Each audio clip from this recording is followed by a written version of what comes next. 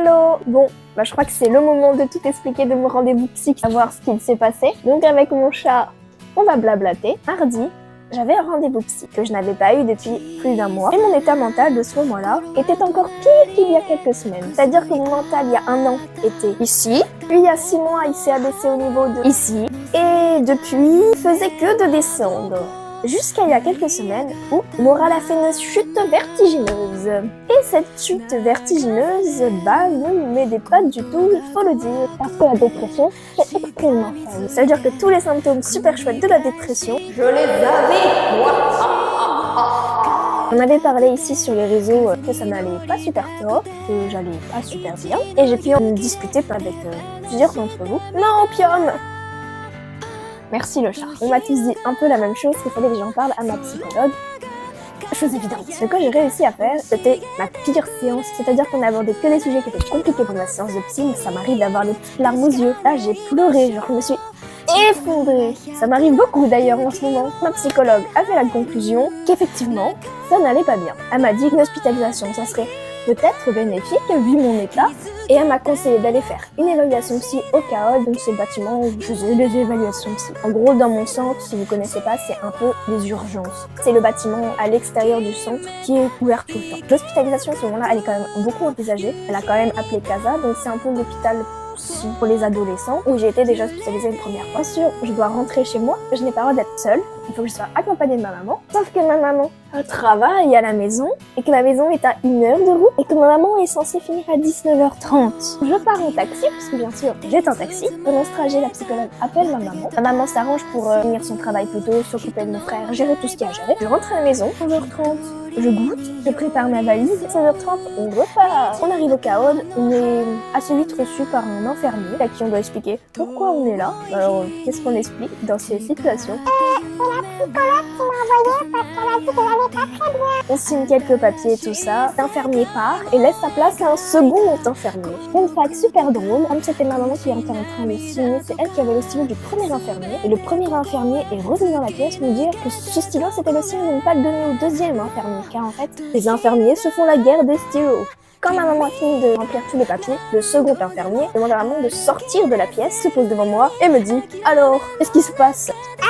Je vais pas très bien et la psychologue elle était un peu inquiète. Belote, je dois expliquer tout le même discours et il me sort « Qu'est-ce qu'on peut faire pour toi ?» Ah, j'ai pas forcément envie d'être hospitalisée, je ne sais pas si ça va vraiment m'aider. Ce que je sais, c'est que je n'en pouvais plus. Quand on n'en peut plus, on demande de l'aide comme on peut. Donc quand vous commencez à parler, comment dire que raconter ta vie et tous tes soucis à une personne que tu connais depuis 5 minutes, c'est pas très aidant. Il était assez sympa, il me mettait assez à l'aise, il était gentil. Je lui ai avoué des choses que je n'avais jamais dites.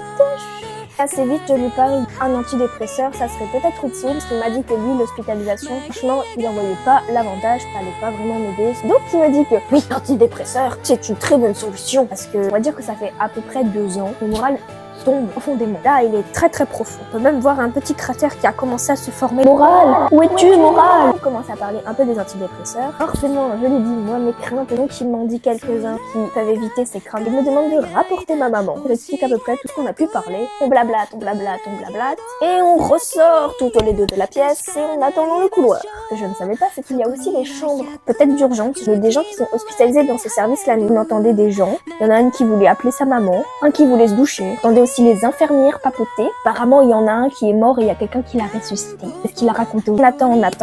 Tadam! Le psychiatre arrive. Je ne l'ai jamais vu. Le psychiatre part avec l'infirmier dans une autre pièce et il papote. J'entends quelques bruits parce qu'en fait, les pièces ne sont pas du tout épaisses. Après avoir papoté pendant une demi-heure, l'infirmier m'appelle et me dit de les rejoindre dans le bureau. Moi, toute seule, avec 2 soignants, il fallait s'attendre au pire. Avec pratiquement toutes les mimiques que j'ai quand je suis stressée. Je suis toute comme ça, je parle pas fort, je joue avec mon élastique et remue des pieds. Quand je m'assis en face du psychiatre, t'as l'infirmier qui est sur le côté. On s'en fiche de lui, je ne sais même pas à quoi il a servi dans cette discussion. Et le psychiatre me pose absolument toutes les questions que les 2 infirmiers m'ont posées précédemment. Quoi, vous êtes là? La psy est un peu inquiète pour moi. Il me pose plein de questions. Vous êtes inquiète pour vous aimer. Vous vous trouvez belle. Vous avez un petit copain. Pourquoi vous n'avez pas de petit copain? Comment ça se fait? Vous avez de la culpabilité. Vous avez peur d'être grand. Vous avez des amis. Comment ça se passe? Vous êtes une bonne élève. Comment ça se passe avec ton frère? Pourquoi vous voyez plus votre père? Vous avez vécu le divorce de vos parents. Vous croyez que c'est votre faute. Vous êtes coupable. Vous avez peur de mourir. Qu'est-ce que vous voulez faire plus tard? Pourquoi vous ne voulez plus faire ce métier? Il m'a posé des tonnes de questions. Il me posait plus de 3 questions à la seconde. J'en pouvais plus. Je n'avais pas envie de le répondre. Moi, je ne le connaissais pas. Il parlait tout doucement. Ajoutait un accent que je comprenais encore moins. Je veux bien que ma maman était à côté, mais quand même. À un moment, ça m'a saoulée et j'ai commencé à répondre non à toutes ces questions. Vous avez un petit copain? Non. Vous fumez? Non. Est-ce que vous entendez des voix? Non. Pourquoi vous n'allez plus à l'école? Parce que, là c'était pas non. Au final, lui m'a juste posé des questions, les mêmes questions que les 2 autres m'avaient posées. Sauf qu'il m'a stressée. Il me demande encore une fois de sortir du bureau et de rapporter ma maman, mais sans moi. Ils ressortent tous du bureau. Là, ils me disent que je dois passer un électrocardiogramme. Et une 3e infirmière se ramène avec une grosse machine. On va dans une salle. Elle me dit que la fenêtre, on ne peut pas voir à travers. Je confirme, la fenêtre était citée, mais qu'elle va quand même baisser les rideaux au cas. On fait l'électrocardiogramme, on met des patchs aux pieds, aux mains, à la poitrine, au cœur, partout. Elle branche la machine et là, bien sûr, ça ne fonctionne pas. Les capteurs sont bien sûr mal mis. Donc elle met une dizaine de minutes à essayer de tous me rebrancher correctement parce que apparemment c'est mal branché. Elle imprime une première fois, elle regarde. Je vais recommencer. Elle recommence, elle imprime enfin le truc et c'est bon, on peut sortir. De la pièce, pas de l'hôpital. En tout cas, cette soignante, elle était très gentille. Elle m'expliquait tout ce qu'elle faisait. Je vais te poser les patchs, je vais brancher la machine. C'était super. Et bien sûr, elle m'a demandé pourquoi tu es là. Je me sentais pas très bien et ma psy, elle m'a dit de venir.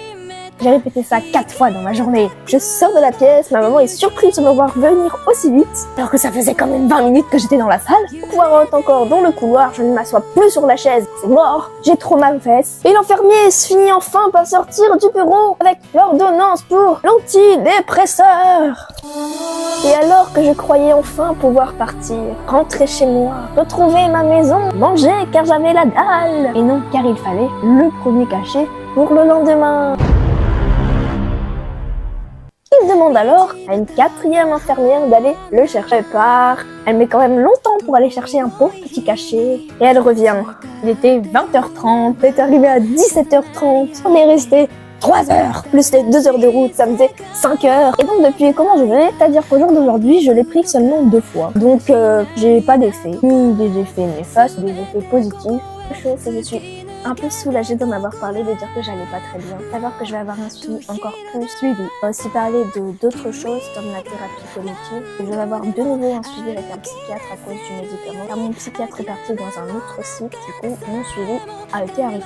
Et donc voilà, c'était ma super histoire du mardi qui m'a pris toute la journée. En tout cas, je te souhaite une bonne journée et de profiter autant que mon chat.